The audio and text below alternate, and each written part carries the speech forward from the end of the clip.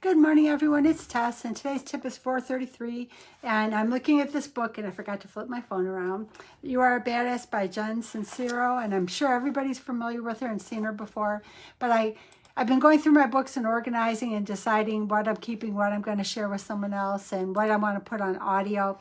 And I ran across a section that I thought was really important and really helpful to me, and I'll put a link to the book in the comments. And what it kind of talks about is, what are our stories? What are the stories we're telling ourselves that are blocking us from our journeys? And I realized most of my life I've had a lot of stories, and learning to recognize when I'm telling myself a story is really critical. Hi, Thomas, good to see you. And the interesting thing about this book is that she talks about that we all have stories, and those are simply what they are. They're just stories that we're telling ourselves.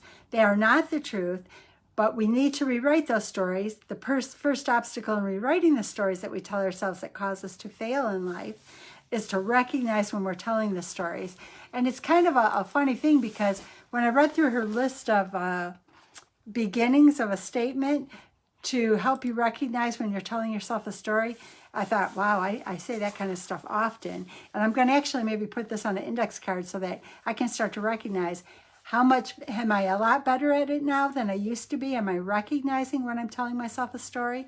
And again, this is in You Are a Badass by Jen Sincero. And I'm going to put a link to it in the comments as soon as I finish. I'm realizing I talk about a lot of books, so I'm going to start linking them.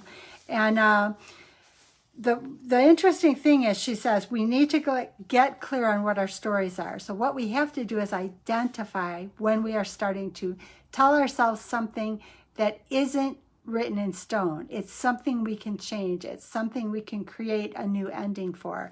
We may not be able to create a new beginning, but we always have an opportunity to create a new end. And what I found very good is that she said, when you start to say things, listen specifically to any sentences that begin with these statements. I always, I never, I can't, I should, I suck at, I wish, I want, as opposed to I will and I am and I'm going to. I don't have, one day, I am trying. She said that we have to start recognizing when we're telling ourselves these stories.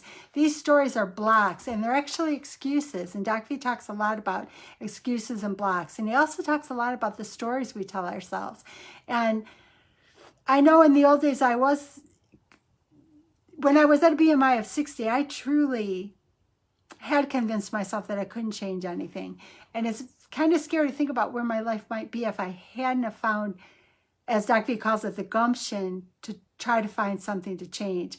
I was only hoping for a brief change, but it was the catalyst that brought me a long-term change that's truly changed my life.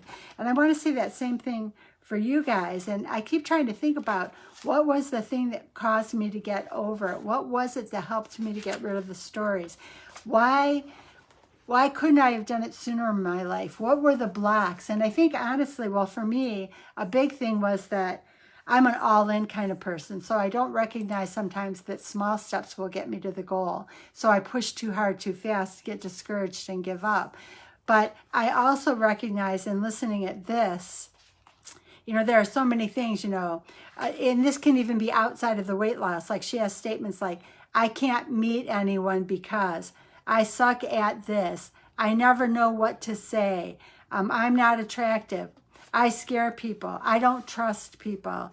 I really believe there's no one good out there. These are all statements that create a story that you really don't want to live. And if we can start to recognize and those are like negative statements. So even back into law of attraction, and maybe that's what's really kept me in this journey this time, is that every time I learn something, I can take that bit of learning and grow it to something more. It is that slow, progressive, and I'll even call it sequential and repetitive way that I continue to expand my knowledge and expand my resources to get me over the humps. I studied law of attraction, and I still study law of attraction, because it's about changing and stopping, kind of trying to release those thoughts that she's talking about in this book.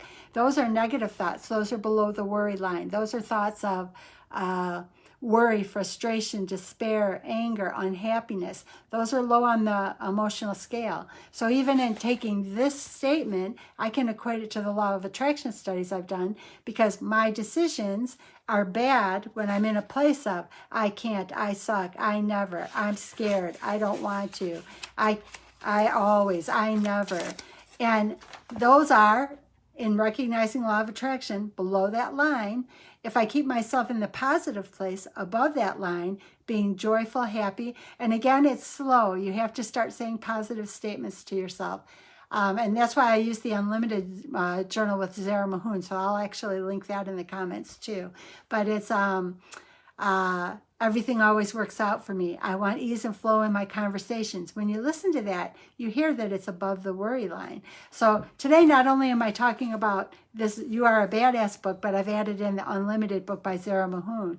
And the reason being is that these tools together made me recognize when I'm lower on the emotional scale, or telling myself stories that don't support me, and that I need to move myself up the emotional scale and tell myself the things, give myself the hope to move forward in a new, more fruitful way.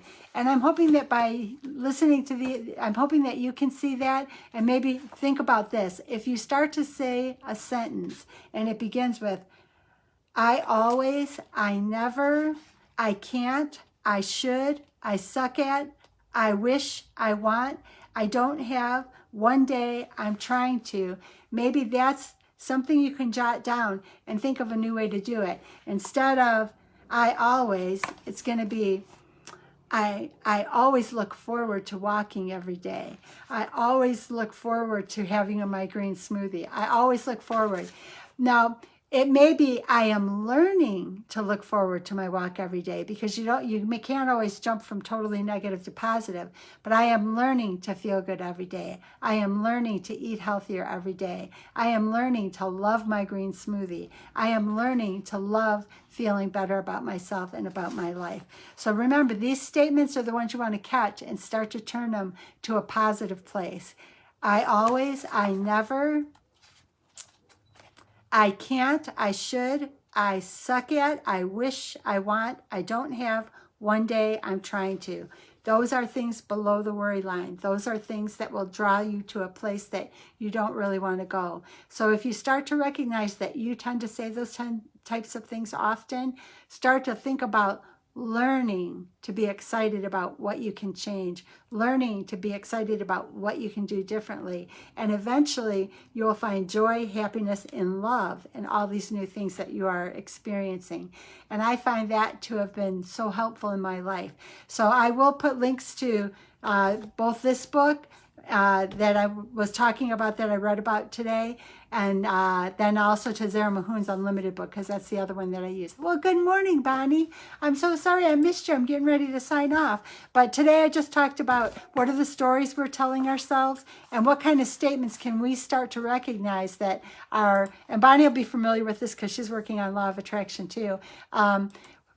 I recognize that in this book, they're talking about statements that you need to be aware of, because they're stories that we're telling ourselves. And they always come from things like I always, I never, I can't, I should, I suck at, I wish. And that when we find those statements, we're lower on the emotional scale. When we pop ourselves up, we can learn to love things and learn to live life in a different way. Sounds good, Bonnie. I'll see you guys all soon. Have a beautiful day, and thank you for being here.